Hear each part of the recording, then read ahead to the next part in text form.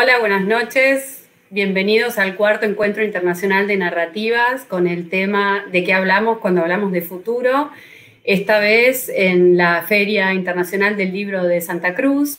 Tuvimos una primera edición en septiembre, esta es nuestra segunda edición. En septiembre pudimos abordar el tema desde otras perspectivas. Estuvimos hablando de utopías y distopías, de Bolivia, de ficción. Estuvimos hablando de las lenguas indígenas y su poder afectivo, del feminismo, y hoy vamos a abordar el tema desde el punto de vista de los lugares excéntricos, los lugares que no son centros hegemónicos, la literatura que se escribe desde esos lugares que nos aportan a miradas alternativas para imaginarnos futuros posibles. Y bueno, el encuentro de narrativas fue fundado por las escritoras Liliana Colanzi, Magela Buduán, Giovanna Rivero, que hoy la tenemos del otro lado del mostrador como panelista, y con el apoyo de Mantis Narrativa, Dum Dum Editora, Cineclubcito Boliviano y Club 5 Editores. En la organización de esta segunda edición estuvimos Isabel Collazos, la gestora cultural, y quien les habla, Virginia Gallardo. Y bueno, queríamos agradecer a la Cámara Departamental del Libro de Santa Cruz, que organizó la Feria Internacional del Libro y nos convocó. Estamos muy contentos de poder estar acá. Y bueno, y les presento a su presidenta, Sarita Mancilla, que nos quiere decir unas palabras para saludarnos e inaugurar el encuentro. Muchísimas gracias, Virginia. Y bueno, tremendamente feliz porque este es el cuarto encuentro de narradores. Es lindo ver crecer, ¿no?, la Feria del Libro, sobre todo con ustedes. Tremendamente feliz porque hemos podido también realizar la 21 Feria Internacional del Libro de Santa Cruz de la Sierra aquí en Bolivia. Ahora, como estamos conectados con el mundo entero, bueno, son las 7 de la noche. Hay un participante que está en París, que le pregunté la hora 5 horas más tarde, si son 7 y 5, 12, es la medianoche. Bueno, en La Paz es más o menos lo mismo, y Giovanna, que se encuentra en Santa Cruz. Quería darles la bienvenida, sobre todo aquí a estos tres grandes escritores que están interviniendo en este encuentro: Juan Pablo Piñeiro de Bolivia, Giovanna Rivero también de Bolivia y Edgardo Scott de Argentina. Un abrazo para ellos tres, también para los organizadores, para vos, Virginia, gracias porque sé que has trabajado durísimo. Esta feria la hicimos en un mes, apenas se abrieron las puertas a finales de octubre y decidimos con la Cámara del Libro realizarla. Y pudimos lograrlo, pero bueno, gracias a ustedes que se pudieron enganchar, organizarse, y ahora van a hacer una presentación fabulosa, como siempre lo han hecho. Les mando un abrazo afectuoso, nuestros agradecimientos, y disfruten en esto que tanto les gusta hacer. Abrazo. Un abrazo, muchas gracias, Sarita. Bueno, continuamos entonces. Quería, antes de comenzar, quería decirles que los últimos minutos los vamos a dedicar a preguntas del público. Si quieren pueden dejar su pregunta en los comentarios. Y por otro lado, también en los comentarios vamos a ir colgando la información sobre los libros, dónde se consiguen los libros de los autores que están aquí presentes. Y bueno, Sarita ya los nombró, yo voy a introducir a cada uno brevemente. Juan Pablo Piñeiro es escritor, guionista y productor de cine. Nació en 1979 en La Paz, publicó las novelas Cuando Sara Chura despierte, y Limani Púrpura y Manu Viduyepe, que se editó ahora en el 2020 por 3.600, y tengo entendido que está en el stand de la Feria del Libro de 3.600 justamente. También publicó el libro de cuentos Serenata Cósmica. Su primera novela cuenta con más de 7 ediciones y fue publicada en Argentina y en Francia, y conformará la biblioteca del Bicentenario de Bolivia.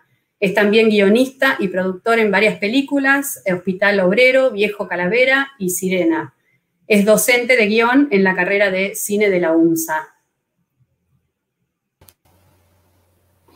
Hola Virginia, ¿cómo están? Hola Juan Pablo, ¿cómo estás? Un gusto estar aquí desde La Paz, les mando muchos saludos. Bueno, en realidad estoy aquí virtualmente en Santa Cruz porque hace tanto calor en La Paz. Bueno, hoy día no, pero últimamente sí, que me siento en Santa Cruz, así que estoy muy feliz de estar aquí con ustedes y participar de este encuentro junto a ti, junto a Giovanna y junto a Edgardo. Sí, muy contentos nosotros de tenerte. Bueno, ahora voy a presentar a Giovanna Rivero, que es, bueno, escritora de Santa Cruz, Bolivia, publicó los libros Tierra Fresca de su tumba, que también salió ahora por Editorial del El Cuervo en Bolivia, también en la feria, y antes salió en Argentina por Editorial Marciana. También publicó los libros Tucson, Historias Colaterales, Sangre Dulce, Niñas y Detectives, Para Comerte Mejor, que tuvo varias ediciones en el 2015, 2016, 2020, Las Camaleonas, 98 Segundos Sin Sombra, que fue llevada al cine por Juan Pablo Richter y con protagónico de Geraldine Chaplin. Y bueno, da talleres de escritura creativa y realiza investigación académica como Independent Scholar en Estados Unidos, país donde vive. Bienvenida, Giovanna. Muchas gracias, querida Vir. Súper contenta de estar aquí, de estar junto a Juan Pablo, junto a Edgardo, agradecida con la Feria del Libro. Has aceptado formar parte del panel. Bueno, y presento a Edgardo Scott, que nació en Lanús, provincia de Buenos Aires, en 1978. Fue fundador e integrante del grupo Alejandría, que es un grupo que inició en Buenos Aires el movimiento de ciclos literarios y de lectura en narrativa. Publicó la novela No basta que mires, no basta que creas, el libro de cuentos Los Refugios, el libro de ensayos Caminantes, y por qué escuchamos a Steve Wonder, otro libro de ensayos, también las novelas El Exceso y Luto. Es editor de Club 5 Editores y colabora con artículos de crítica literaria en diferentes medios de Argentina y España y vive en Francia. Ahí estoy. Bienvenido. Bueno, podemos empezar entonces con nuestro panel y con nuestra charla sobre la literatura escrita en la periferia, en los lugares excéntricos o excéntricos. Y bueno, me gustaría empezar con Giovanna. En su libro de cuentos Tierra Fresca de su tumba, hay muchos cuentos que transcurren en estos lugares no céntricos, en la periferia. Incluso también los personajes pasan por varios desplazamientos. No están en un solo lugar, van pasando por distintos lugares. Me gusta cómo definió el libro Andrea Papini, no quería dejar de decirlo, que habla de cuentos viscerales, un paseo por un mundo corrido del centro, que se disfraza al mismo tiempo de abuelita y de lobo, que me gustó porque es precisamente los cuentos de Giovanna, es como que son personajes entrañables y feroces a la vez. Es, la verdad, muy bien los cuentos. Y bueno, y hay una frase tuya que me parece que viene como anillo al dedo para la mesa, que es: los verdaderos aprendizajes están siempre desplazados en otro lugar, ¿no? Y bueno, tengo por ahí como para hablar de algunos de tus cuentos, por ejemplo, los de la colonia de menonitas, que tienen su desplazamiento, vienen desde Canadá a Manitoba, donde está la colonia, después se ven obligados a ir a Santa Cruz. Si bien es por una situación un poco violenta, la familia se ve involucrada, ¿no? O sufre la violación de la hija. Y en Santa Cruz se encuentran con un indio del Alto, entonces ahí tenemos como una mezcla de culturas, venimos, ¿no?, de distintos lugares. Y si bien el desenlace es un poco violento, no sé si podemos hablar de aprendizaje, sí podemos hablar de que este hombre huye un poco de su destino, ¿no? Después, bueno, no quiero extenderme mucho, quiero que hablen ustedes, pero también está tu cuento de la japonesa que vive en Santa Cruz, que nunca se termina de cobijada de todo en Santa Cruz. Y ese desplazamiento o ese enriquecimiento que le puede llegar a dar la cultura, la mayor complejidad, también le da mucho sufrimiento, ¿no? Son siempre dolorosos estos desplazamientos. Y bueno, la pregunta un poco es el papel de la literatura y, bueno, y el aprendizaje, como decís vos, en estos desplazamientos. Pienso un poco en la japonesa, en cómo se refugia en la literatura, pero bueno, también pienso en vos y en por qué elegís estos personajes y cuál es tu obsesión alrededor de este tema. Primero, gracias, Vir, por haber leído el libro con esa sensibilidad. Bueno, yo creo que la historia del ser humano es la historia del desplazamiento, ¿no? Las colonizaciones, la forma en que se han compuesto los mapas son historias de desplazamientos. Entonces, capaz que editorialmente creímos que una literatura de la migración empezó, no sé, con la modernidad más reciente, ¿no? Con los recientes éxodos empujados por motivos económicos modernos. Pero en realidad este éxodo siempre estuvo ahí. Siempre fuimos, desde ya, en la leyenda bíblica de la expulsión del Edén, ya estamos marcados por el éxodo, ¿no? Arquetípicamente.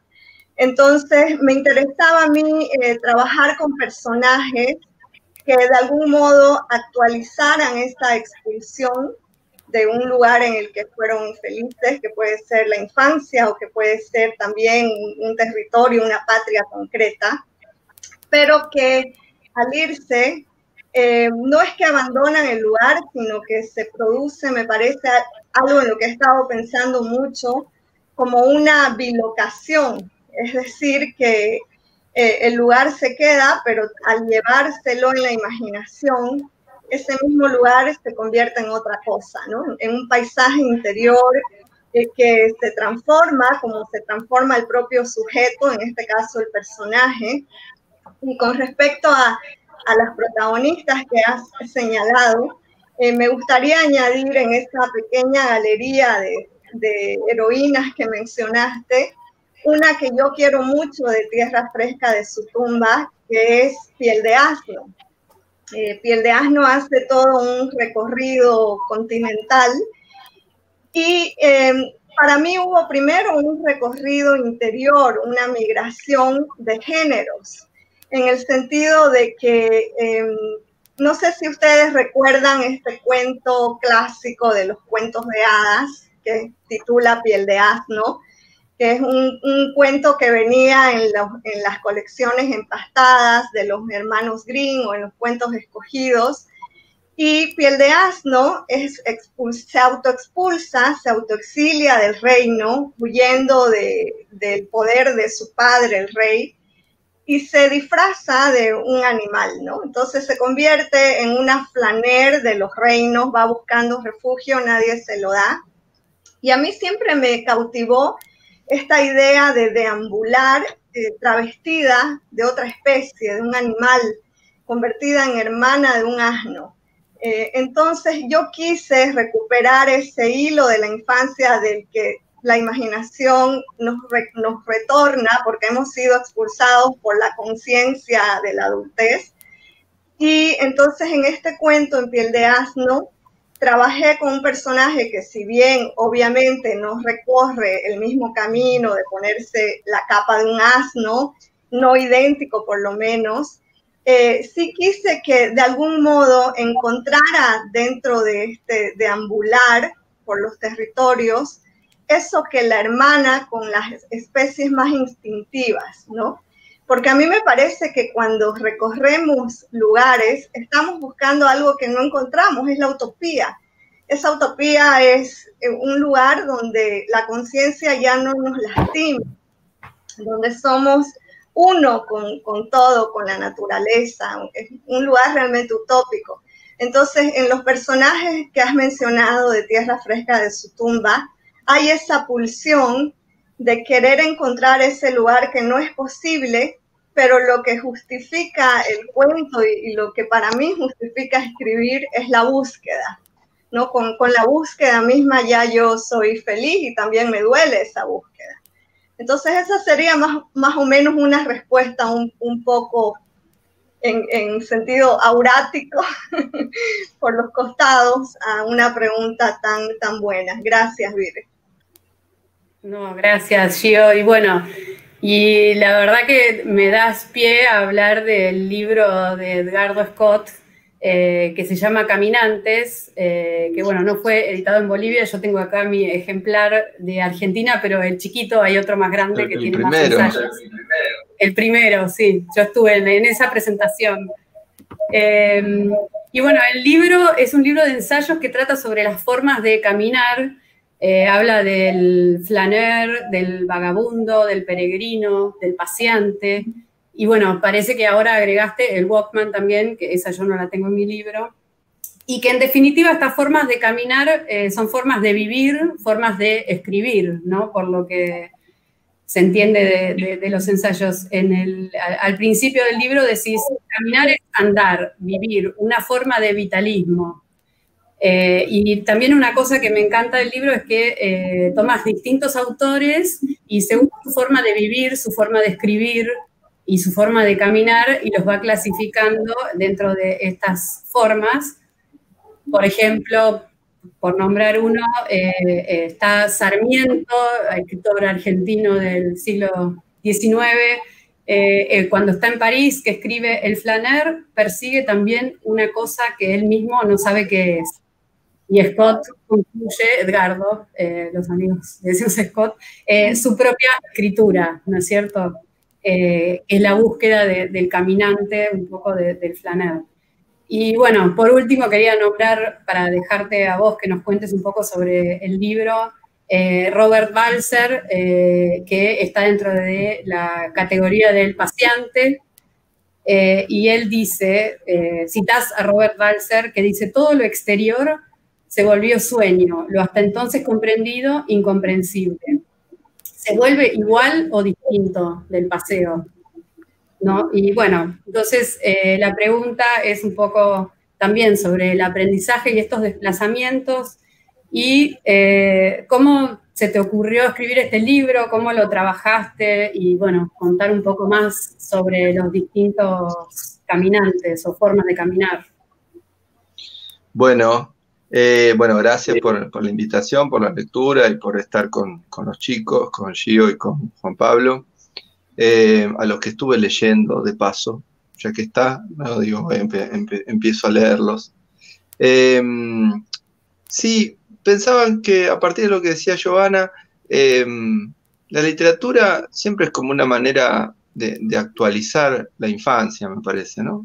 Es decir, como que hay como uno no se da cuenta y uno cree que escribe en serio, o quiere creer que escribe en serio, o le hacen creer que escribe en serio, pero en realidad son como maneras adultas de jugar también, ¿no?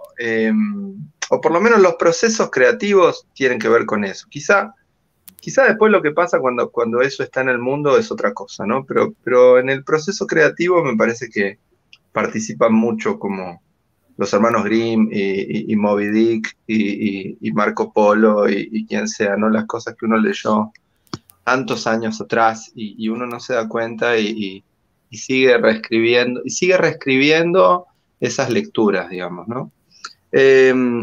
Entonces, en ese sentido me parece que a mí, Caminantes, por lo menos para mí, lo escribí, lo digo un poco en la introducción, que justamente uso al final de la introducción que es muy breve, uso como una imagen de infancia y digo que esa clasificación, para que nadie espere encontrar en Caminantes nada exhaustivo, ni serio, ni académico, ni mucho menos.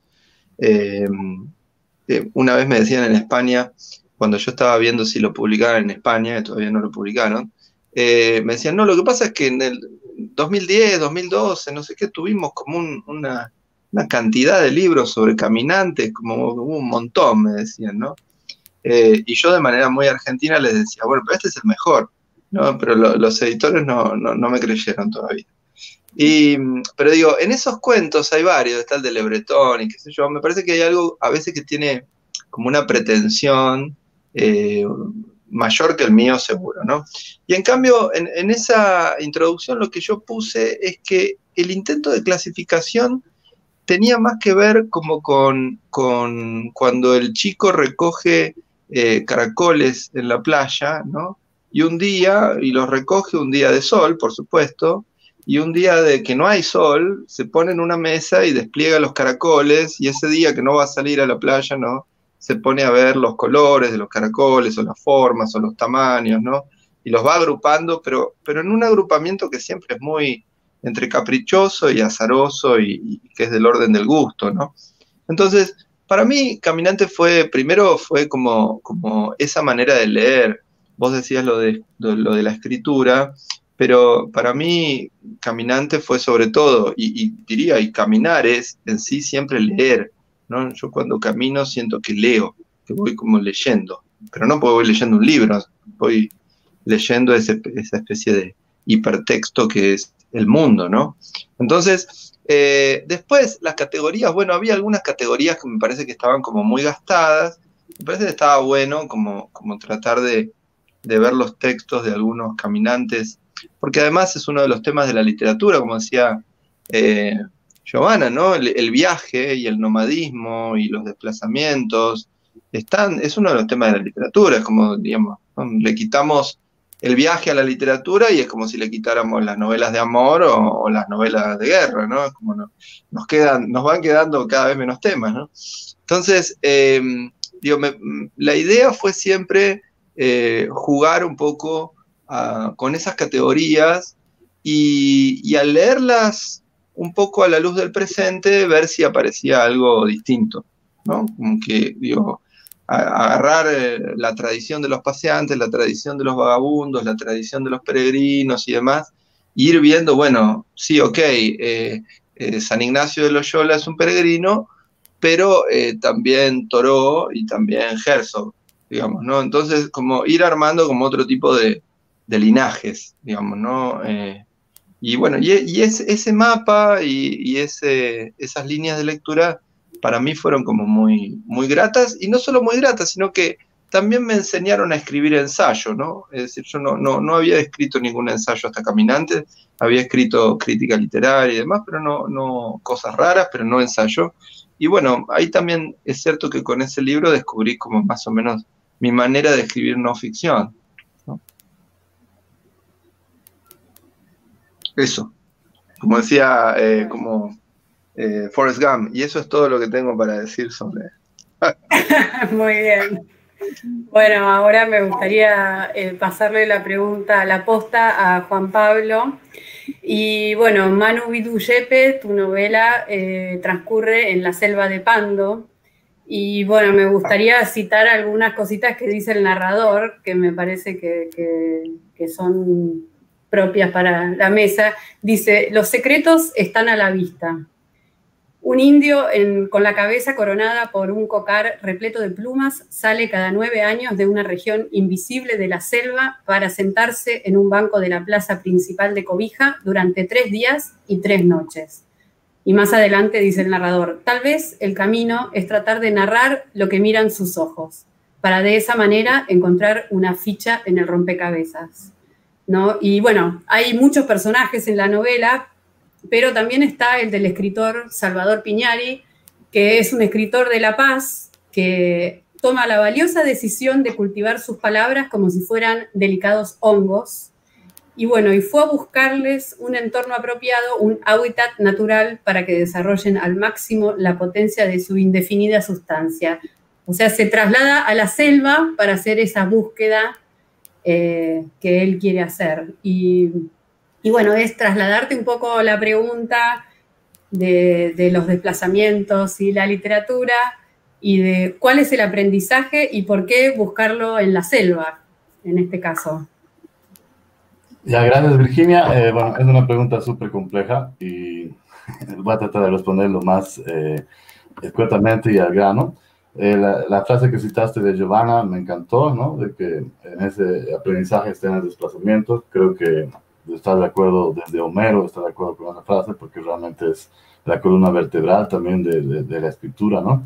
Más recuerdo también lo que decía Giovanna al disparador que tenía Jesús Urzagasti, que realmente para mí siempre va a ser un maestro de la escritura, es nuestro tesoro boliviano, porque ni siquiera los bolivianos lo estamos leyendo, y tenemos ahí como un regalo guardándonos para festejarnos, digamos, que por ejemplo en Tirinea él habla de un pueblo que quiere buscar esa Loma Santa, ese lugar sagrado, y viaja, hasta que llega a un lugar y se da cuenta que era el lugar de donde había partido. Era el pueblo donde él estaba siempre, el lugar que siempre habían tenido, ese era la Loma Santa, ¿no? Y a raíz de lo que dijo Giovanna, lo que dijo Edgardo también con la caminata y con todo, me recuerdo una frase genial de Fernando Pessoa, que para mí más que una frase hasta es un mantra, que dice: el viaje es el viajero, lo que vemos no es lo que vemos, es lo que somos, ¿no? Y en ese entendimiento realmente uno puede entender, porque uno dice, ya, es un escenario donde uno escribe, ¿no? Ya, yo siempre he escrito La Paz, ahora voy a escribir sobre la selva, digamos, podría reducirse a algo tan simplificado como eso, pero no es así, ¿no? O sea, realmente, y también pensando en lo que he escuchado de la bilocación, por ejemplo, me recuerda a las culturas andinas y ese principio de la doble residencia, donde tú podías tener, porque finalmente, si uno se da cuenta, por ejemplo, Pando, que es totalmente una selva amazónica, donde estamos en un lugar que se llama la Ilea Amazónica, donde está el bosque alto, los árboles grandes, donde está toda la maravilla, tal vez hasta medicinal del planeta, digamos, y que tal vez no vean nuestros descendientes. Pando está a 450 kilómetros de La Paz. Obviamente que para llegar necesitas 3 días, ¿no? Y en 3 días es diferente desplazarse que viajar, ¿no? El viaje realmente constituye otra cosa, ¿no? Entonces, uno se da cuenta, digamos, cuando conoce aquí un pueblo que se llama Tahuapalca. Eso está abajo de lo que es Coni, y Coni está abajo del Illimani. Ahí bajan las aguas del Illimani, bajan por son como unos canales de piedra muy antiguos, donde baja todo el agua y riega todo el cerro. Entonces, en la base de Tahuapalca, uno ve plátanos. Y en la parte de arriba del mismo cerro, uno ve papa. Entonces, de alguna manera, tal vez no es tan cambiar. Obviamente sí, por el calor, y por eso también yo me burlo de Salvador Piñari, este escritor, porque llega sudando, está ya detestablemente en una... No, pues, o sea, se lo ve medio mal, digamos, por el calor y por el sufrimiento, por los bichos. Pero en el fondo, esta parte justamente de los Andes y la Amazonía, yo la considero como el mismo lugar, ¿no? Es algo muy extraño, tal vez son las que... Entonces yo creo que eso uno descubre también viajando, ¿no? Es decir, descubrir por ese lado, ¿no? Entonces lo que tú dices me parece fundamental, porque justamente yo he estado 6 años aplicando el principio de la doble residencia, me había independizado muy de joven de mi casa, pero cuando uno llega, digamos, a visitar a su padre, entonces no te has independizado, puedes visitar. Entonces visitaba a mi padre un tiempo en La Paz, visitaba a mi madre un tiempo en La Paz, a mi padre en la selva, a mi madre en La Paz, y así iba teniendo mi residencia un poco frescamente, digamos, porque nunca dejaba de que curse el tiempo suficiente como parece que me estoy quedando, sino que estoy visitando, y podía tener esa suerte de la doble residencia entre 2006 y 2012, lo cual yo creo que para mí ha sido muy importante, ¿no? Como les digo, este viaje, esta frase que dice Giovanna me parece fundamental, y realmente combinar la floresta con las alturas, y no me refiero al paisaje, ¿no? Sino a sus habitantes, a sus formas, a todo lo que está ahí, me parece genial, ¿no? Entonces, cuando yo pienso en lo excéntrico, obviamente tiene muchas acepciones, digamos, puede ser extravagante. Nosotros los extravagantes, que creo que todos somos medio extravagantes, pensamos que somos normales, pero en realidad eso es parte de ser extravagante, pensar que no es normal. Pero también puede ser, y pensando en lo que dice Edgardo de los caminantes, pensando en Buenos Aires, por ejemplo, que yo he tenido la suerte de estar varias veces, pero las 2 veces que más he estado allá visitando también ha sido una en la Avenida Libertador, donde una familia muy querida me ha alojado, hemos ido así a disfrutar lo lindo de Buenos Aires, y otra cuando David Castro, que es un cantante de cumbia, quería hacer un proyecto y me ha mandado a la Eva Perón, al restaurante Intihuasi, y he pasado mucho tiempo en la Villa 1114 de Bajo Flores, ¿no? Entonces tú dices, claro, a veces pensamos, este es el centro, o sea, un centro es algo que está desplazado de su lugar. Entonces, cada ciudad no podemos decir, este es céntrica, ¿no? Mi hermano llega de Vancouver, me dicen, no, no están así allá, ahí están entregados, ¿no? Está todo lleno de junkies, todo está destruido, la vida está destruida. Entonces, cada lugar también tiene su centro y su no centro, ¿no? Era muy diferente estar en la Avenida Libertador o estar con mis compatriotas que jamás hubieran ido a la calle Corrientes, no irían. Primero, porque el poco tiempo de ocio que se tiene se lo usa para otra cosa que no sea ocio. Y segundo, porque como aquí, como en todo el mundo, hay fascistas, hay todo que les hacían escapar, ¿no? O sea, realmente con su discriminación, eso no es algo de Buenos Aires, es algo que tenemos aquí también muchos representantes, digamos, y creo que es algo mundial, ¿no? Entonces, eso es muy interesante de cómo se ve cada lugar. Pero también como excéntrico me gusta la definición de que tiene otro centro. Y en ese sentido, justamente, llegar a la floresta, llegar a un lugar como Cobija, que es, por ejemplo, una frontera con Brasil, yo siempre digo, es el culo de Bolivia con el culo de Brasil frente a frente, y eso hace que en ese lugar se vea, no sé, pues uno siempre está viendo la obra, la representación de todo lo que está pasando en este mundo, pero cuando uno tiene un lugar así, puede ver la tramoya, ¿no? Puede ver que se han olvidado la escobita por ahí, puede ver lo que está fallando y puede ver tal vez algo que está involucrado con el centro mundial, ¿no? Entonces, eso me parece una reflexión bien interesante y por eso la necesidad de este escritor también de buscar otras palabras, de buscar otra cosa en esa sonoridad, pero también entender, no sé, yo nunca, nunca crecí nunca, porque siempre que digo nunca hago eso al día siguiente, pero no me iría, digamos, de Bolivia y no como una forma patriótica ni nada que ver, sino siento que yo estoy aquí para aprender algo, no sé todavía qué, es una alegra, pero creo que mi escritura se nutre de eso, de ese viaje, de esa comunicación, de unos vasos comunicantes que están súper abiertos y que me hacen entender también, bajo esa mirada, la mirada verdadera para ver el mundo, ¿no? Porque, claro, todos dicen, ay, sí, el primer mundo, el segundo mundo. La verdad es que somos nosotros ciudadanos de segunda, ¿no? Y no es una queja, es una verdad, pero tampoco hay que hacerse el que no. O sea, tener un pasaporte boliviano, por ejemplo, no es lo mismo que tener un pasaporte alemán. Nosotros tenemos que pedir disculpas para entrar a cualquier lugar y nos van a tratar hasta con esta pinta, digamos, nos van a meter al cuartito y todo, y siempre van a dudar de nosotros, ¿no? En cambio, otros lugares tienen otra facilidad. Entonces, ¿qué es lo excéntrico y qué es lo céntrico también, ¿no? Podríamos hablar no solamente de temática, podríamos hablar, no sé, aquí no hay editoriales que sean internacionales, corporativas, todas las editoriales, por más grandes que sean, son independientes, y yo no sé si eso es una ventaja o una desventaja, pero es algo muy interesante entender desde varios lugares, no solamente desde dónde se escribe, también desde dónde te pueden leer, ¿no? Pero uno siempre escribe con la esperanza de que el libro es tan capo que le va a llegar al que le tiene que llegar, aunque sea un gato, o dos gatos, o tres gatos, les va a llegar, ¿no? Por eso con ellos uno está dialogando.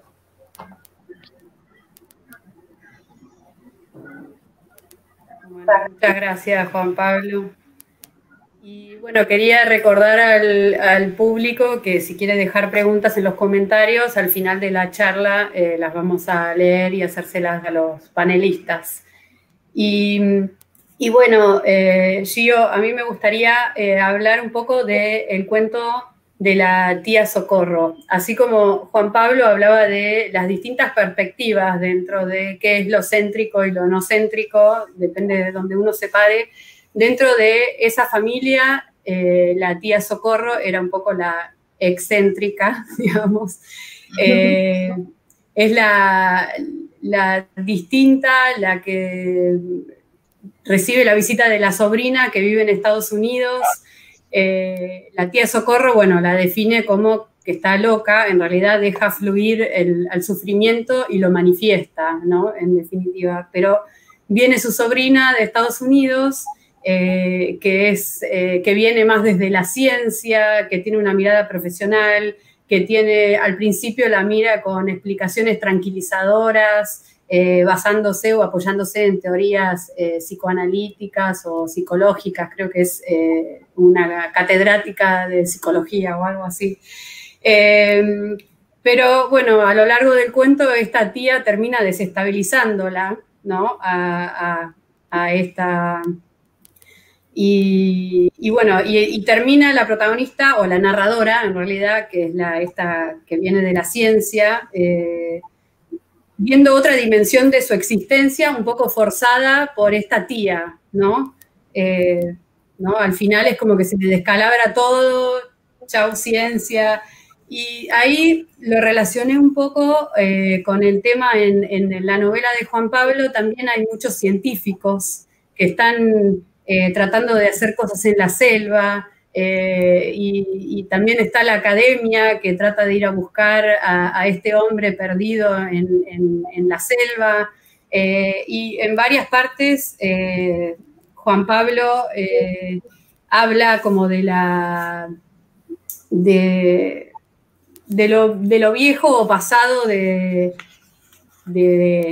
no actualizado de la ciencia, de la falta de completitud, digamos, de esa mirada de estos científicos, por ejemplo, en el caso de las luciérnagas, que en realidad sus observaciones eran erróneas, que con un saber más holístico de lo que está pasando en la selva, bueno, por eso le vi la relación, en realidad te estoy haciendo la pregunta a vos, Giovanna, pero es un poco un cuestionamiento a la ciencia y a la mirada absoluta y hegemónica que pasa por alto tal vez la espiritualidad, no sé.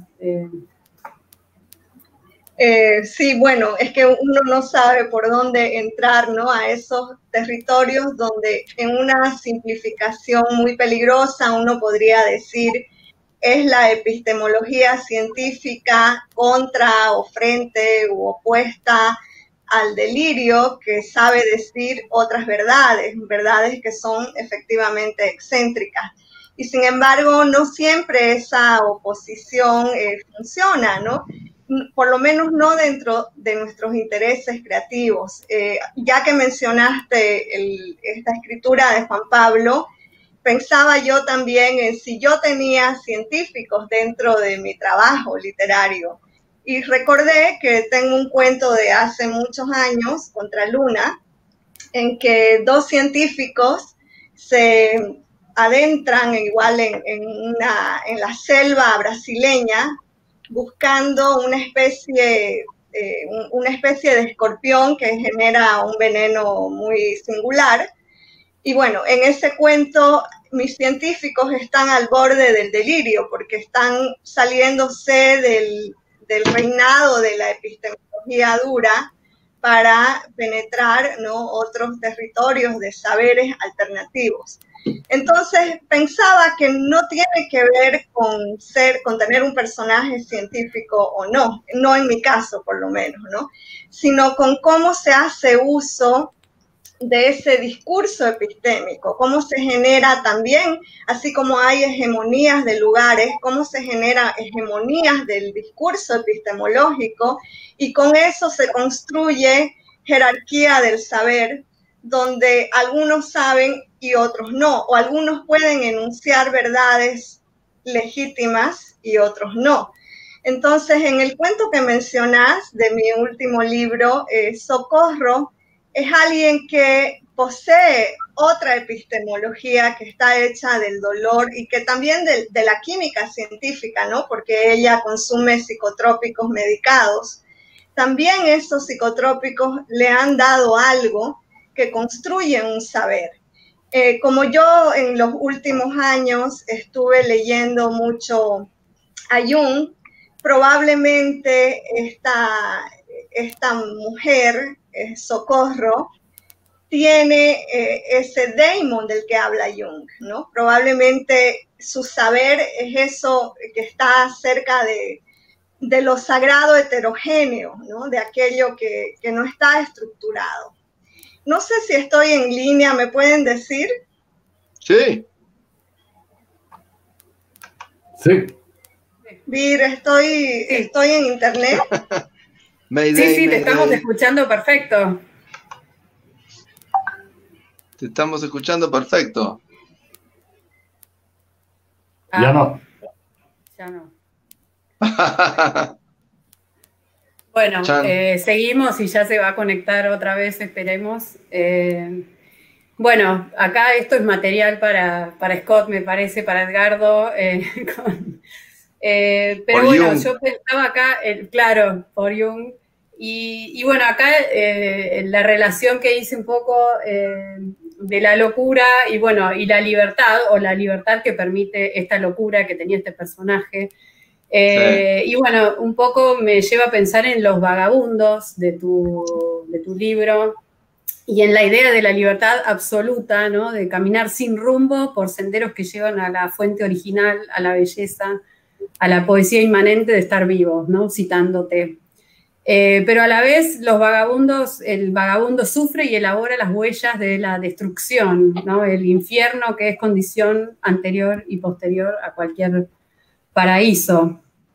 Y bueno, y después también hablas de Thoreau, aunque Thoreau está dentro de los peregrinos, que también, bueno, él habla más de la naturaleza, venera la naturaleza no tanto como la ecología, sino la naturaleza relacionada con el humanismo, con la libertad también. Y bueno, por otro lado, también cuando hablas de los flaneurs, hay una cierta nostalgia, ¿no? De decir, ya no está esa libertad para caminar sin rumbo por la ciudad, sin tener que tener un objetivo, sin tener que comprar algo. Sí, sí, pensaba en lo que decía Giovanna, que en cualquier momento regresará de las tinieblas. Y me parecía que yo no estoy tan seguro de que hoy haya como... A mí me parece al revés, ¿no? Como que estamos en una época un poco oscurantista, para decirlo rápido, ¿no? Un poco supersticiosa y un poco al revés, ¿no? Como, no sé si precientífica, porque la ciencia está ahí, pero incluso el discurso científico toma a veces como, y me parece que se notó bastante con esta pandemia en todos lados, ¿no? Supongo que habrá sido así en Bolivia, sé que fue así en Buenos Aires, sé que fue así en Francia, así que, como dicen los franceses, partout, ¿no? En todos lados, ¿no? Pero, y entonces digo, me parece que el discurso, como igualmente tiene que estar funcionando al servicio del poder, por supuesto, y el poder es siempre un poder económico, y demás, me parece como que la ciencia también está un poquito vapuleada, diríamos, ¿no? Y entonces lo que hay es como una cantidad de versiones que son como de programas de chimentos, ¿no? O sea, es como si todo lo que fuera nuestro tratamiento científico de la epidemia, al menos un año después, ha sido una serie de rumores a lo largo del año, ¿no? Y qué sé yo, ¿no? Entonces digo, a mí eso, y ni que hablar como todas las cosas que circulan como con un viso, con un aire científico, pero que en realidad después son para nutrir los glúteos o para, qué sé yo, para, ¿no? Para, ahí volvió Gio. Sí, ha estado aquí detrás de lo siniestro porque no me dejaban entrar a la dimensión. Tocaste el libro rojo de Jung y sí, eso hizo que te quedaras afuera. Adiós. Bueno, yo estaba diciendo giladas igual, así que vos podés retomar y decir algo en serio. No, dale, te estaba escuchando con mucho interés y atención. Bueno, no hace falta. Pero entonces, digo, me parece como que también la literatura, que supongo que justamente que nunca pretendió ser científica, se tiene como que hacer cargo de un nivel de la verdad, ¿no? Es decir, como que me parece que al revés, ¿no? Como que la literatura, por lo menos la literatura que a mí más me interesa, sin abandonar, por supuesto, todo su costado donde tiene su exploración y su conexión con el sueño, con el delirio, con la visión, es decir, todas formas de poesía finalmente, ¿no?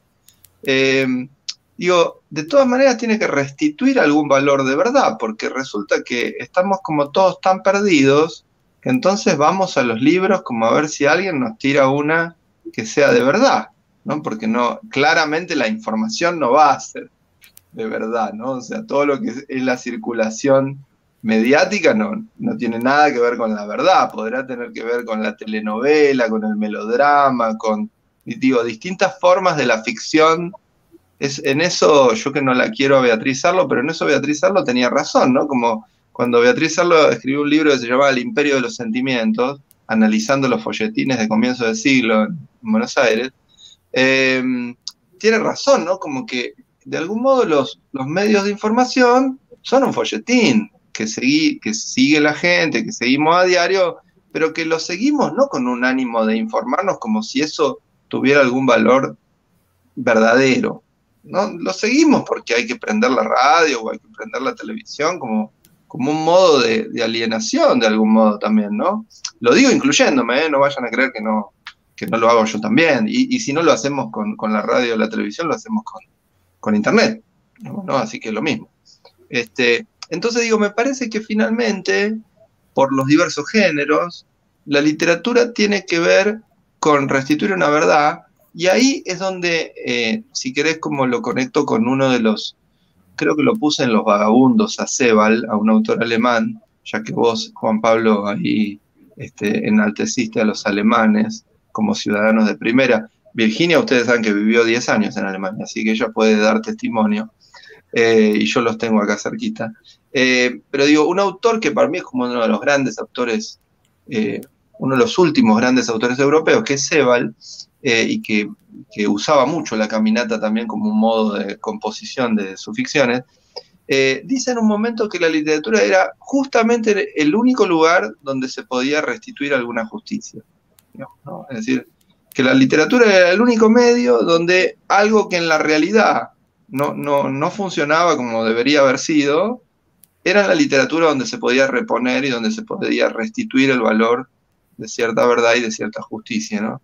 Y a mí me parece que eso sigue siendo como de una verdad absolutamente vigente, digamos, ¿no? Como la última noticia, diría yo, ¿no? Para los escritores, ¿no? Pero bueno, todo esto fue para cubrirte a vos, Giva, así que ahora vos... Muchas gracias. Bueno, no soy muy hábil retomando el hilo después de la caída en el abismo del internet, pero creo que lo que me habías preguntado, Vir, es cómo aparece Socorro en este mundo de Tierra Fresca de su tumba, ¿no? Bueno, Socorro está inspirada en una persona de mi pueblo, de Montero, que así como los hermanos Grimm y toda esa literatura que hemos mencionado, también formó parte de ese mundo real, táctil y profundamente afectivo, ¿no? Entonces, que en palabras populares y a veces dolorosas uno dice la loca del pueblo. Hay canciones dedicadas a la loca del pueblo. Y en Tierra Fresca de su tumba, Socorro es esa loca del pueblo, que además constituye un archivo. Ahí también está esa verdad que restituimos, que no tiene que ser grande, ¿no? Que es pequeña, el archivo de quién es quién, o la intuición de las debilidades del otro, ese archivo que también puede mostrar las pequeñas oscuridades del otro y en el que no queremos vernos, ¿no? Es el abismo de Nietzsche prácticamente. Entonces, Socorro en Tierra Fresca de su tumba, no digo que cumple esa función porque no me gusta pensar los personajes como funcionales a nada, pero ya que está ahí y la miro en todo este pequeño mundo que creé, creo que ella me permite a mí respirar.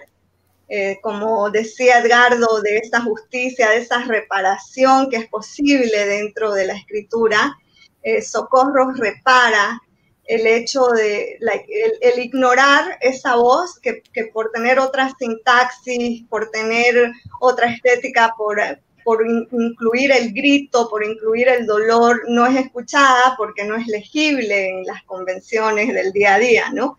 Entonces, Socorro es para mí la justicia de esas voces que sintácticamente son estridentes, que estorban, que rompen lo que queremos como legible, y ella está ahí para hacer eso dentro de todo el libro.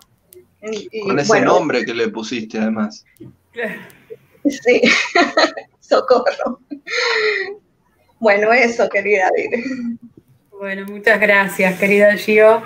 Y bueno, una pregunta para Juan Pablo. Los mitos están presentes en la novela. Por ejemplo, están los duendes que se corporizan en la forma de de seres queridos para hacer el mal e inmiscuirse en ciertos lugares. Después hay fantasmas que acosan al clan del narcotraficante, que es otro protagonista, Pico de Yaca se llama. Haces como un rescate de cierta mitología local de la selva. ¿En qué medida qué nos puede estar diciendo de estas mitologías, ¿no? ¿Cuál es el valor de ponerlo en palabras y cuál es un poco tu búsqueda también al explorar estas mitologías y hacer tu propia versión en la novela? Es que yo no los veo tanto como mitologías, ¿no? O sea, realmente creo que están presentes. Igual si estás en la floresta, ves el mapajo y ves, es un árbol así que parece pues un cohete y ahí están los duendes y tú dices, bueno, no es un duende pues como... Pero los duendes, perdóname, ¿no vienen de una leyenda que hay que toman la forma del cuerpo de un ser querido para engañar a otras personas? ¿No hay una leyenda así? Perdón por la ignorancia, lo tomé por ese lado. Era otra novela esa, Vir. Era otra. Otra de Juan Pablo.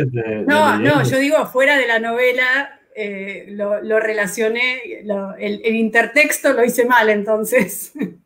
No, es que yo he ido y he buscado a ver cuál es la mitología de ustedes, a ver, cuénteme qué es aquí que aparece, aquí aparecen los duendes. No, sino es más bien, o sea, eso está explicado en la novela, digamos, y es interesante, ¿no? Porque a veces me dicen, ay, estás haciendo realismo mágico, y yo no sé si estoy haciendo realismo mágico, porque realmente creo justamente en lo que están diciendo, digamos, y en esto sobre la verdad, digamos, ¿no?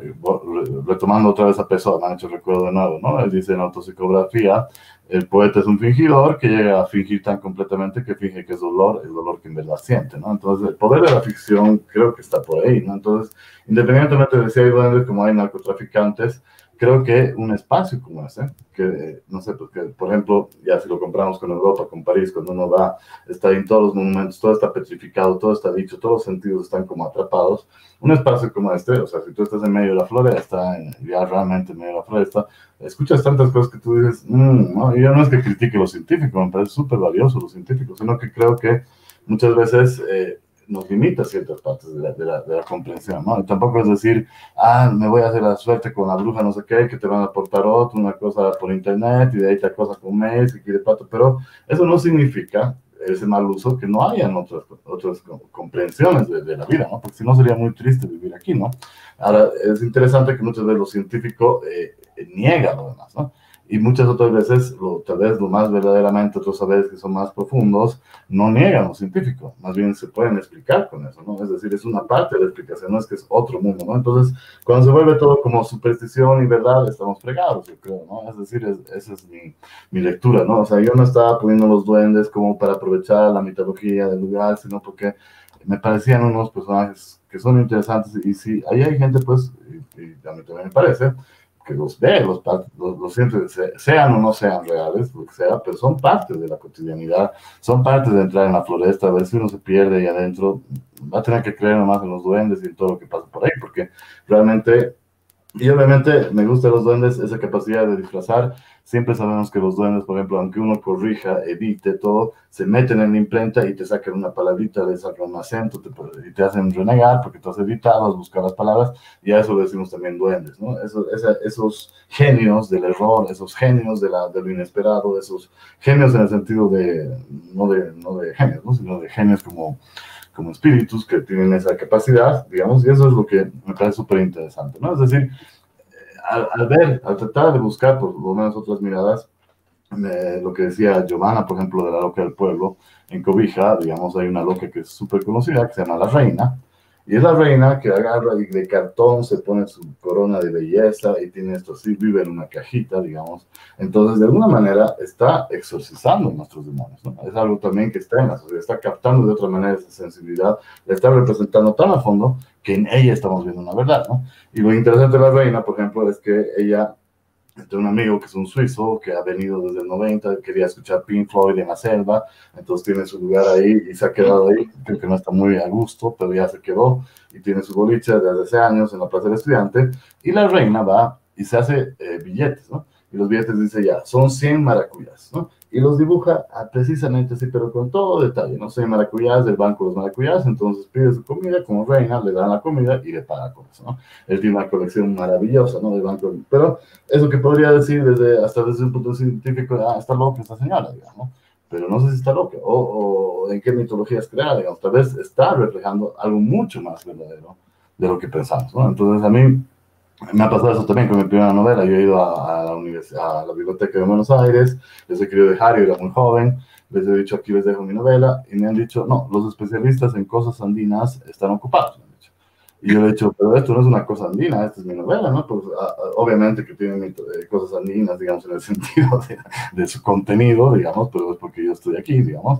Pero a veces se lo toma así, ¿no? Es decir, a veces nos quieren confundir con mitología, con antropología, con otro tipo de lecturas que yo creo que no es justo, ¿no? Porque realmente la escritura creo que trasciende esas categorías, más bien es justamente lo que decía Gal y también de alguna manera Giovanna, es ahí, sobre todo yo creo, o sea, yo nunca me imaginé, digamos, siempre pensamos que el tiempo es así, que es lineal, pero es circular, porque si no, o sea, yo creo que esta es la, digamos, la época más fascista de mi vida, digamos. Yo nunca he visto tanto fascismo por otro lado, no he visto tanto miedo, tanta ignorancia, tanto descuido con la palabra como ahora, ¿no? Creo que estamos viviendo a nivel global bajo el rigor del miedo, ¿no? El miedo es lo que nos hace actuar, el miedo es lo que pensar, el miedo es nuestra forma de ver la realidad, ¿no? Y eso me parece que lo que hace es alumbrar o darle su lugar a la literatura. Porque ahí te das cuenta que este acto de escribir, por más de que sea inservible, por más de que sea lo que sea, es una luz, por más pequeña que sea esa luz, porque uno está tratando de buscar esa luz. Y como les digo, no sé en qué creerá la gente, en Dios, no Dios. Para mí, Satanás o lo que le digan, se llama miedo.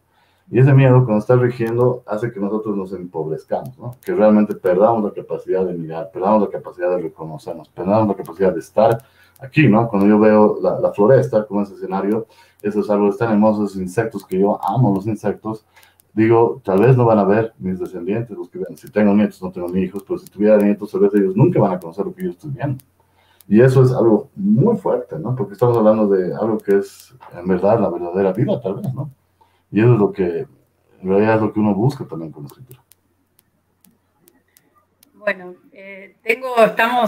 ya pasó una hora desde que, y bueno, tengo algunas preguntas del público que me gustaría pasarles.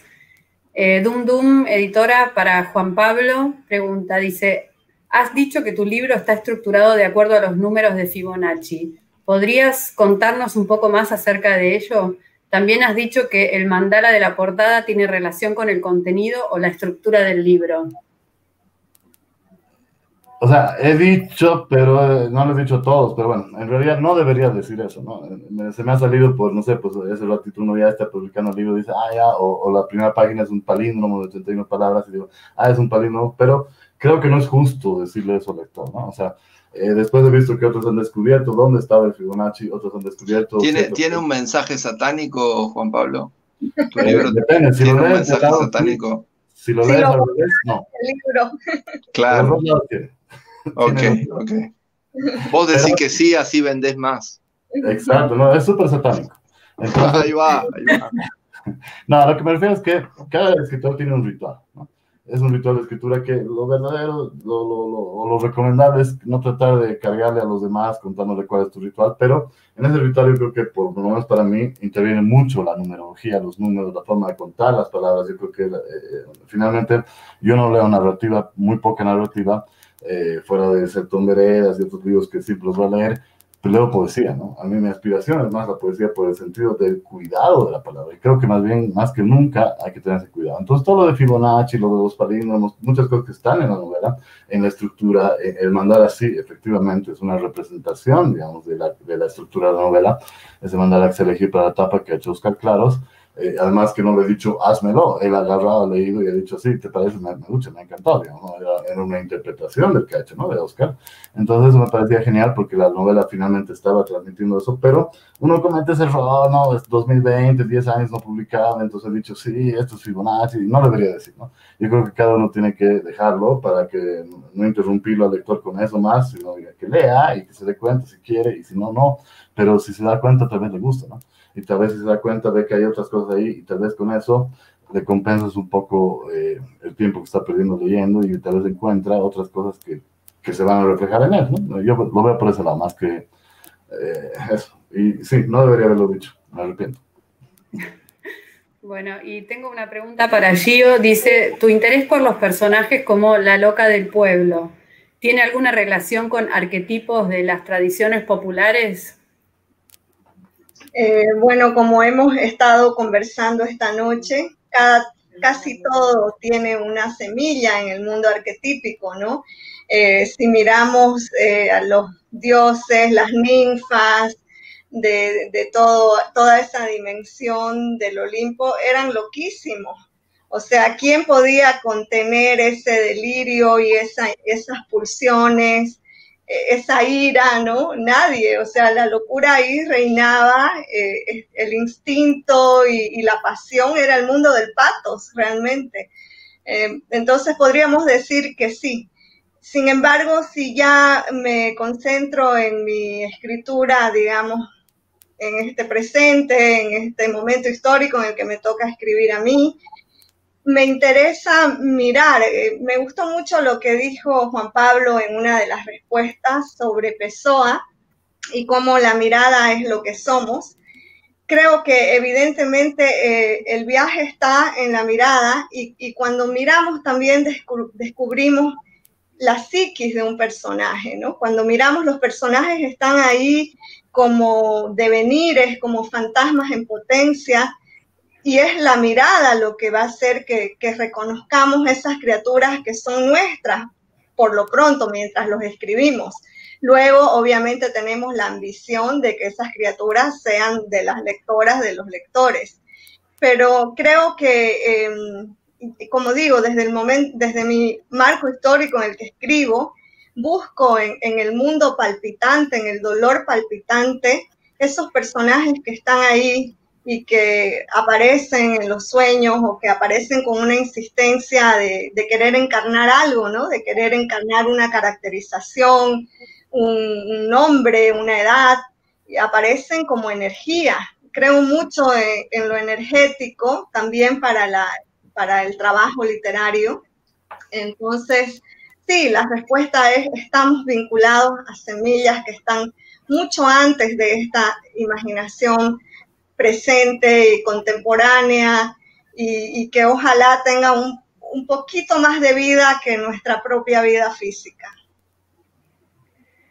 Muy bien, muchas gracias. Y bueno, tengo otra pregunta de Mari Carmen Molina, que es pregunta a los tres.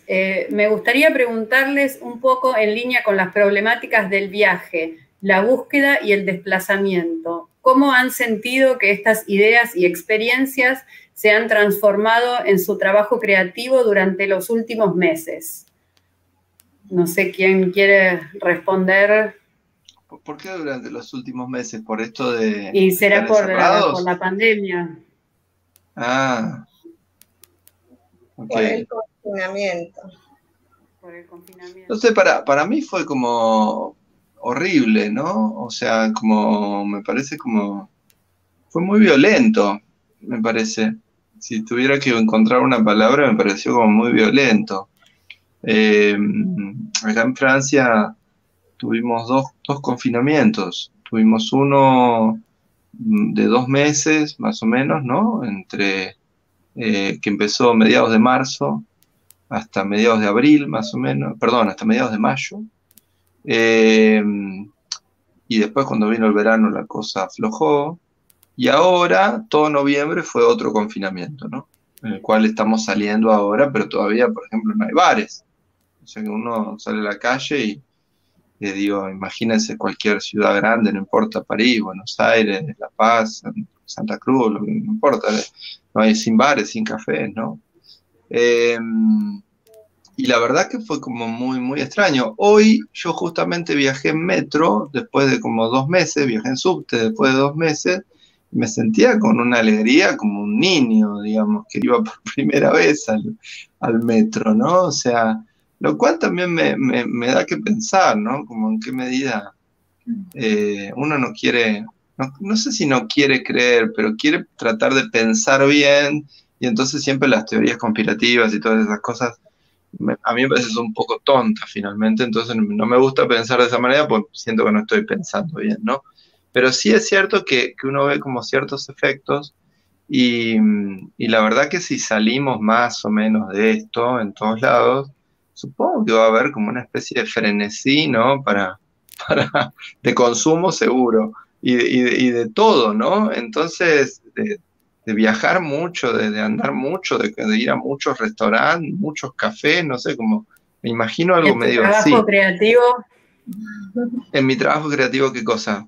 ¿cómo impactó todo esto? Ah, no, pero mi trabajo creativo nunca, por suerte está como muy supeditado a la realidad. Si fuera por la realidad, mi trabajo creativo estaría muy mal. Así que no, por suerte desde hace muchísimos años, justamente ese es como el pacto.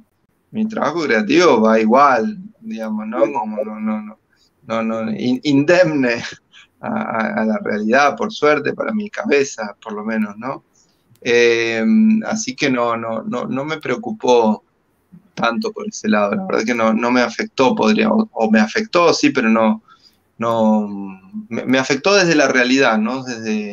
Después escribí un libro que estoy terminando ahora, que sí, ahí sí hay una vinculación directa, que como un título por lo menos provisorio, le puse como elogio del contacto, porque sí es cierto que dije, bueno, si esto sigue así, me preocupaba un poco, me asustaba un poco como toda esa especie de profilaxis y asepsia en la que ya veníamos, ¿no? Hay que decir también que ya veníamos un poco en esto, ¿no?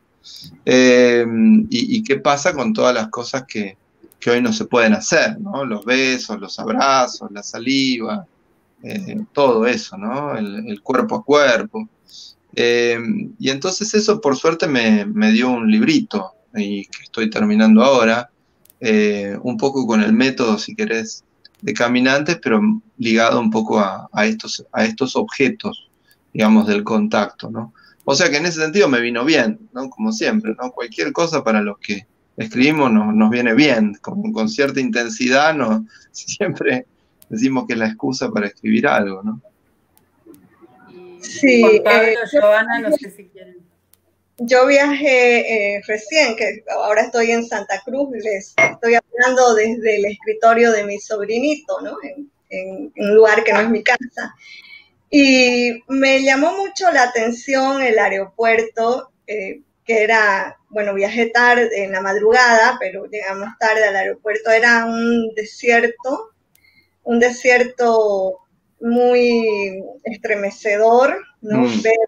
No ver los cuerpos apurados de siempre, ese paisaje del viaje, no ver esa prisa, ver este mundo anestesiado, que claro, lo había visto en el supermercado, había recuperado, no sé si decir recuperado, me había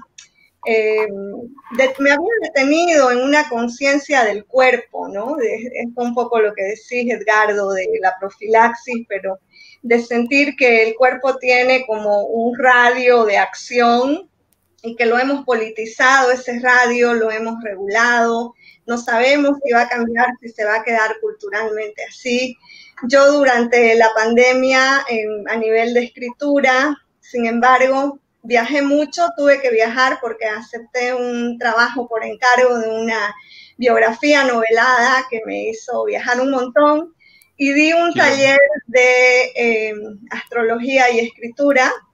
Entonces, con mis talleristas viajamos no sé, a la luna, a las luminarias, al sol, la luna. A las estrellas. A las estrellas. Fue un viaje literal a las estrellas que fue muy conmovedor. No sé honestamente si en otro momento hubiera sido posible que me atreviera. Sentí que era el momento.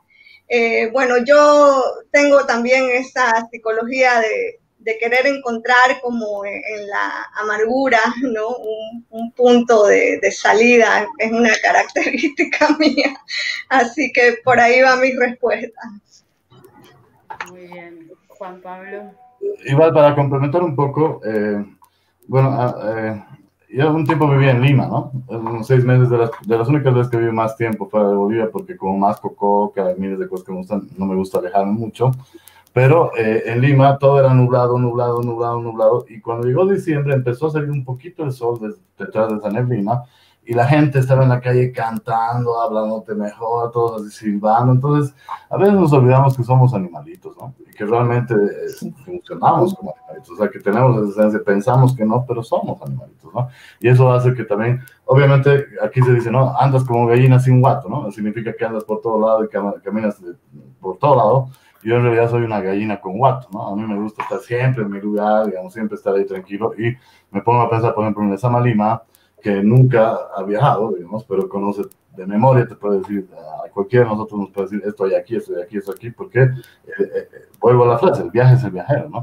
No significa que te tengas que desplazar tampoco, ¿no? Entonces también eso me parece muy importante, ¿no? Entender eso que tenemos, ¿no? Nosotros la capacidad de viajar, ¿no? Y me da pena o sea, lo siento en mí mismo, ¿no? Yo leo menos, ¿no? Por cómo están las cosas. Entonces yo creo que si yo leo menos, que supuestamente soy escritor, imagínense otro que nunca leía, entonces eso nos permite no viajar, ¿no? Nos permite no, o sea, o nos impide viajar, ¿no? Yo soy más gallina con guato y obviamente la cuarentena la he aprovechado de otra manera. Más bien he tenido el tiempo de por fin publicar después de 9 años y uno, como dice Edgardo, uno le saca lo mejor, digamos, ¿no? Porque tampoco está para quejarse y la realidad tampoco tiene que influir tanto, pero me parece súper interesante eso, ¿no? Es decir, deberíamos algún rato darnos cuenta que sí somos animalitos y que obviamente que igual yo si salgo a hacerlo de nuevo, que amo hacerlo, voy a estar pues chocho, o vuelvo a la floresta y voy a estar saltando, ¿no? Porque la misma, somos animalitos, vamos. Bueno, y tenemos una pregunta más de Cami Cárdenas. Dice, ¿dónde están las utopías hoy? ¿A dónde viajar hoy? No sé, bueno, si alguien la quiere contestar. A Gio, que está viajando ahí a las estrellas. A las estrellas, sí, justo pensaba. Muy, muy buena pregunta, Camila, porque creo que no vamos a poder responderla. Bueno, sería una locura querer responderla en una conversación corta, pero sí podemos como ir tirando el hilo. Pienso que hemos creado dentro de la literatura, digo, ¿no? Muchas distopías, nos hemos regodeado como en la desintegración de lo social, de un sujeto que se desintegra, que no encuentra su Tao, su eje sagrado, ¿no? Nos hemos regodeado en ese sujeto, digo. Y pienso que por ahí más bien va la utopía, en querer reintegrar a la mujer, al hombre, a las niñas, a un mundo donde lo colectivo es posible, donde crear como eso, un horizonte donde es posible esto que también decía Juan Pablo, ser animalitos otra vez. A mí me interesa mucho trabajar el devenir de otras especies dentro de esto que somos humanos, ¿no? ¿Cómo podemos, siendo humanos, devenir en otras especies? Y para mí, si sigo pensando, mis utopías literarias irían por ese costado. Bueno, y a ver, hablando de utopías, yo tengo una pregunta que tenía acá, que me surgió del libro de Edgardo, de la parte de Stevenson, cuando citas a Stevenson, que habla, dice que el ritmo no se comparte. Si se camina con otro, siempre hay uno que tiene que perder su propio ritmo para seguir el ritmo del otro. Entonces, te preguntas, ¿puede haber dos con el mismo ritmo? Y hablas de la utopía amorosa y pasional. Y bueno, yo te pregunto, o pregunto al que quiera responder, sobre la utopía de la fraternidad y la solidaridad, ya que también toca un poco lo que estuvo hablando Gio. Sí, sí, a mí me parece que es importante igual, ¿no? Sobre todo en un momento y en un año como este, igual defender de algún modo las utopías colectivas, ¿no? Porque justamente lo colectivo está como muy vapuleado, me parece también, ¿no? Y en ese sentido creo que un poco siguiéndolo a Stevenson, que también lo dice Hazlitt, o sea que es como una tradición, por lo menos inglesa, ¿no? Me parece como que en realidad no podemos escapar de ninguna de las dos cosas, ¿no? Es decir, me parece que ese anhelo de comunicación del hombre siempre está, ¿no? Siempre estuvo, y la literatura justamente es una manifestación de eso. Pero también es cierto que hay un anhelo de soledad, ¿no? Y hay un anhelo a veces de búsqueda individual Entonces, no sé, me parece que no habría que ver en eso ningún opuesto ni ninguna superioridad, son como dos tendencias que están y que tienen que de algún modo realizarse las dos, ¿no? Como le pasa a uno a veces tiene ganas de estar solo y uno a veces también tiene ganas de estar con gente, ¿no? Digo, digo, por más de que haya caracteres de que se inclinen más hacia un lado o hacia el otro, generalmente algún tipo de equilibrio para que la cabeza funcione más o menos bien, viene de ese doble comando, de algún modo, ¿no? Uno a veces necesita la soledad y su dosis de soledad, pero también es cierto, ¿no? Como que no es bueno que el hombre esté solo, ¿no? Como digo, que está bueno que también ir hacia el encuentro y hacia la comunicación, porque también ahí es donde uno se transforma, ¿no? En donde también se encuentra con lo otro, ¿no? Entonces, no sé, en eso yo no vería nunca ningún tipo de antinomia, sino al contrario, ¿no? Vería como una forma de fraternidad en ese sentido, ¿no? No sé si alguno más quiere... Yo quería acotar un poco a lo que decían. Yo pienso que, o sea, me pasa, ¿no? Que cada día que pasa me decepciono más del futuro, ¿no? Y al día siguiente peor, y al día siguiente peor, y cada vez el futuro está más decepcionante, ¿no? Pero ahí hay que pensar otra vez en el futuro del futuro, ¿no?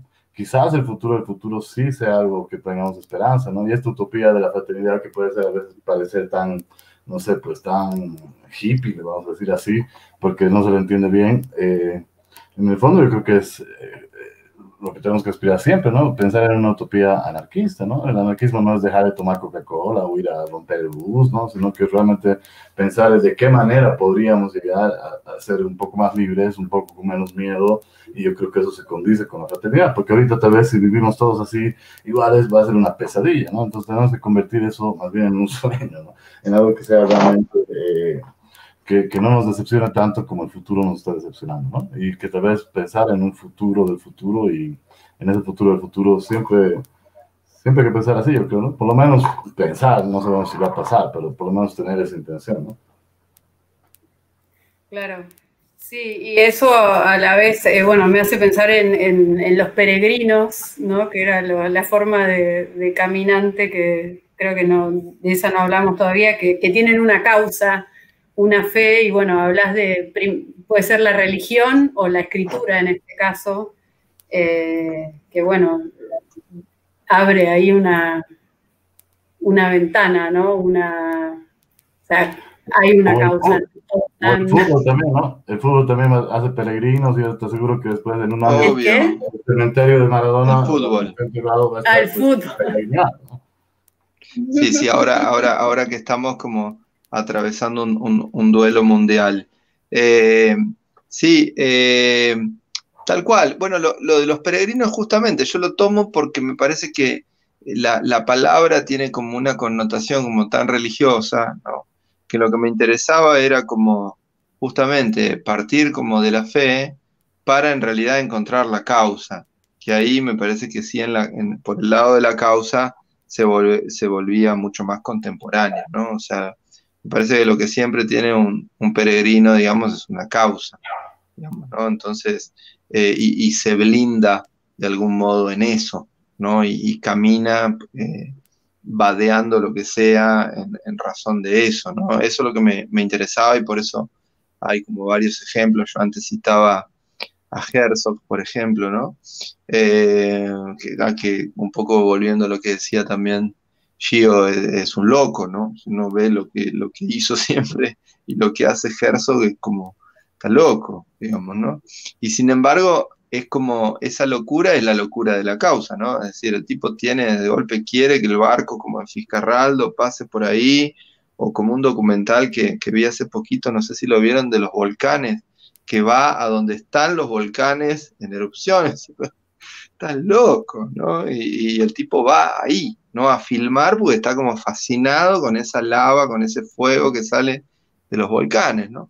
Entonces, a mí me parece que esa dimensión está buenísima y, y que también hay como que intentar recuperarla, ¿no? No me parece me parece que están como siempre un poco desdibujadas. Digo, en un tiempo donde todo el tiempo parecería que hubiera causas que todos compartiéramos, ¿no? Y que fueran como súper humanitarias y qué sé yo, me parece que esa toma del discurso de las causas, ¿no? Es decir, esa cosa de las causas mainstream, ¿no? Yo diría, ¿no? Porque cuando Juan Pablo hablaba de la selva, yo me acuerdo de mis compañeras del secundario colgándose una medallita ya que decía salven a las ballenas, ¿no? Save the whales, ¿no?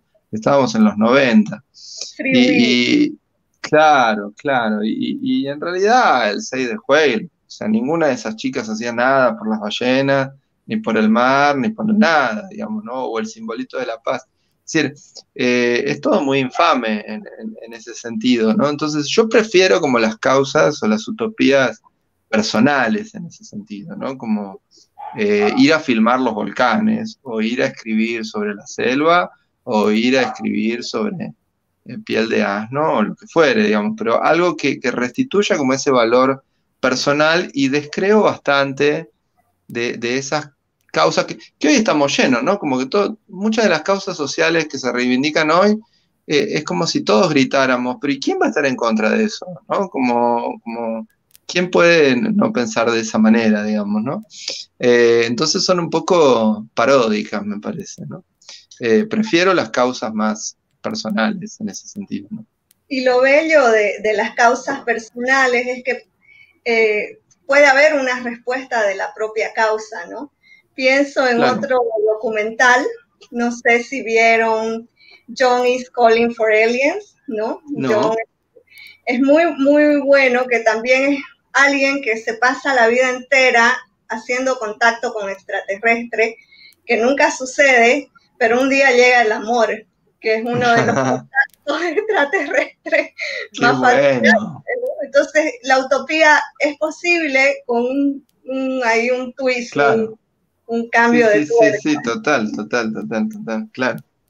Y hablando de los peregrinos, y solo digo esto, también pienso que estas pequeñas peregrinaciones de los pueblos tienen una dulzura, que no es una persona, pero son grupos que sacan en procesión a la Virgen, por ejemplo.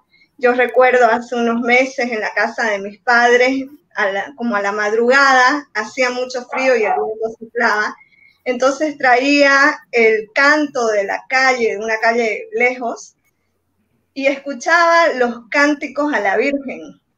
Y me parecía la cosa más dulce que un grupo de gente se levantara tan temprano en ese frío, ¿no? También llevados, impulsados por esa utopía, ¿no? Y llevar a la Virgen en andas. También en esa peregrinación, digamos, de tramo corto dentro del pueblo, hay ese fuego, ¿no?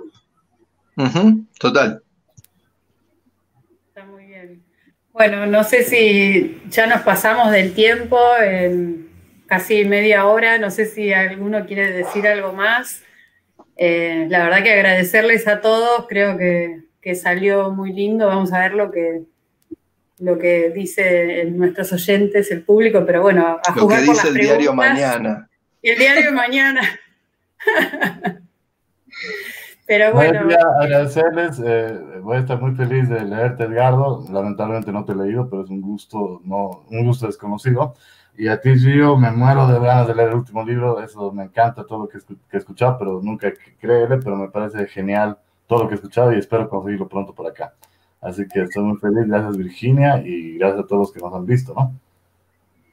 Sí, gracias Vir, gracias Juan Pablo, Edgardo, por la generosidad de todo lo que han compartido. Yo siempre digo que aprendo muchísimo de estas conversaciones y gracias también, ¿no?, a la gente que se conectó, que va a escuchar estos delirios.